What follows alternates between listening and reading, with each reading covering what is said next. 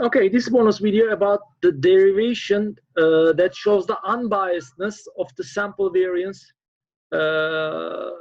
estimate. So sample variance is found as 1 minus n minus 1 from my 1 to n xi minus x bar square. And as I spoke about in the lectures, we have that n minus 1 in the denominator instead of n here. And the reasoning is, and I talked about that without proof, expected value of s square is equal to population variance. On the other hand, if you use another estimator, call it the naive variance estimator maybe, if you divide this, if you use this coefficient here as 1 over n from I1 to n xi x bar square, the expected value of this one, just compare it with this result, is going to be simply equal to n minus 1 over n variance square. So therefore, we are going to have a positive bias here associated with this estimator. It's going to be n minus 1 minus 1 sigma square, which is going to be equal to sigma square over n. So we are going to have a positive bias, which will only disappear as n goes to infinity. Now comes the proof related with those. Note that only proving one of these relations, for instance, this one, will be sufficient also to prove the other relation. So I would like to prove that this is the case. Okay, it takes a couple of steps, but it's not that much difficult. So we just use expected value of n minus from y and xi minus x bar square. Then I take n minus 1 out, and I have 1 to n. I'm very sorry. First, using the expected value here is more practical. Expected value from I1 to n, xi minus x bar square. Now let me handle this part. Actually, this is a summation of square terms, and each of these square terms is like this. It's going to be in summation xi square minus 2xi x bar plus x bar square, from 1 to n. And due to the linearity of the expectation operator, I can apply the expectation operator on each of these terms. So it's going to be expectation of xi square, and then minus expectation of, note that I use expectation operator sometimes inside the parentheses, sometimes outside. You can do that. Sometimes inside the summation sign, sometimes outside. You can do that. It is to make the whole operation much more practical, I may say. So it's going to be 2 times, I'm very sorry, I'm still not very comfortable with this pen. X up, I would like to write a summation sign if I can. And xi x bar, yes, this is the second term, plus I from 1 to n expectation of x bar. All right. Note that here I left the expectation outside the summation because I'm going to do something, a very simple trick here. Now, x bar is a constant with respect to summation. Now you can take this out, and you can take this 2 out. So it's going to be minus 2 expectation x bar. Note that you cannot take x bar out of expectation because this is a random variable, plus xi from 1 to n. So let's deal with only this term. And this one here is going to be summation of xi from 1 to n is going to be equal to n times x bar. Therefore, this is going to be minus 2, and we have n, expected value of x bar square here.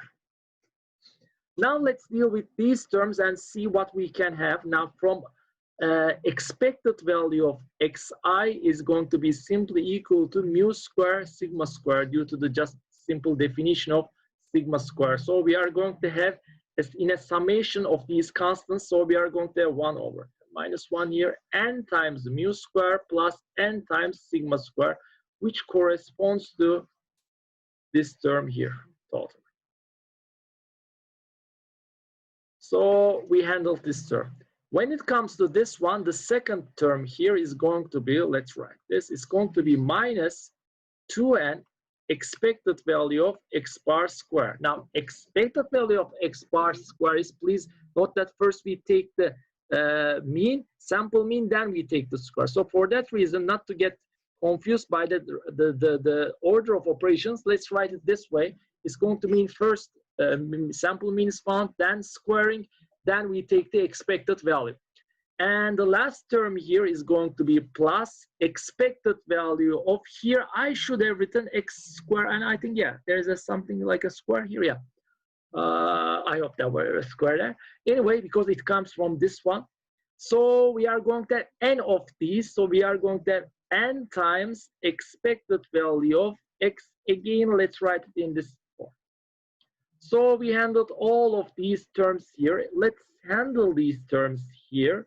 It's going to be minus 2n plus minus n expected value of x bar square, which is going to be equal to n minus 1 n mu square plus n sigma square minus n expectation of x bar square. This one is a typical parenthesis, not a curly. Okay, so what we do not know only is this term here. And probably it's the first time that we're going to be trying to derive a term such as this one. Expected value of x bar square is going to be equal to expected value of x1, x2 to xn divided by n, and we take the square of the whole thing. All right. So this is going to be equal to 1 over n square expected value of x1 square, x2 square to xn square plus cross product terms.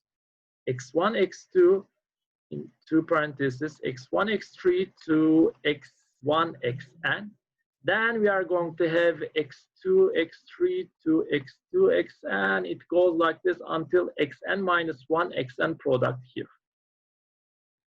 So here's what we have here, and it's going to be a good exercise also to so that we gain some experience related with those issues. So I apply expectation operator to each of these terms. When I do that, now up to expected value of xn squared, these terms will be all equal to mu square sigma square, just like the one that we have used here, the very same term here. So we have here n times mu square plus n times sigma square. When we come to these cross product terms, they are going to be expected value of x1, x2. So cross product terms of different observations. And since they are independent from each other, they are going to be equal to mu square, expected value. X1 expected value of x2 product is going to be mu. And how many of these do we have here of these mu? We have since from 1 to n observations, and we take a couple of these observations, and the ordering is not important. Therefore, I'm going to be taking n, choose 2 of these observations, a combination. So therefore, this part is going to be equal to 2 times n choose 2 mu square. Let's handle this is 2 times n minus 1 over 2 mu square. We're going to get rid of these. It's going to be n square minus n mu square. Let's add these. It's going to be equal to 1 over n square n mu square plus n sigma square plus n square mu square minus n mu square. And n mu squares will cancel, and we are going to end up with sigma square over n plus mu square coming from here. Now let's add everything. Let's see what we have here. What are the terms? The very first term, and this seems unfortunately a little bit confusing. Let's see if I'm not going to get lost and find the solution. All right, so that was these 2 terms. All right, this one, and the other term was this one. Oh, okay, I think I'm not lost, hopefully. So n mu square and sigma square, n mu square plus n sigma square, then plus, what did we have here? Minus n expected value of that quantity, minus and expected value of x bar, which is equal to this quantity. So it's going to be equal to n mu square minus sigma square. These will cancel, and we are going to have n minus 1 sigma square. And this whole, this result belongs to which part? It belongs to this part only. Actually, I haven't divided by n minus 1 yet. So when I divide this term by n minus 1, I'm going to end up with sigma square, which finalizes the proof. Therefore, expected value of, if I zoom it out, expected value of this quantity here, s square actually, equal to sigma square, hence bias of s square is equal to 0, which also automatically shows that bias of this estimator would be non-zero.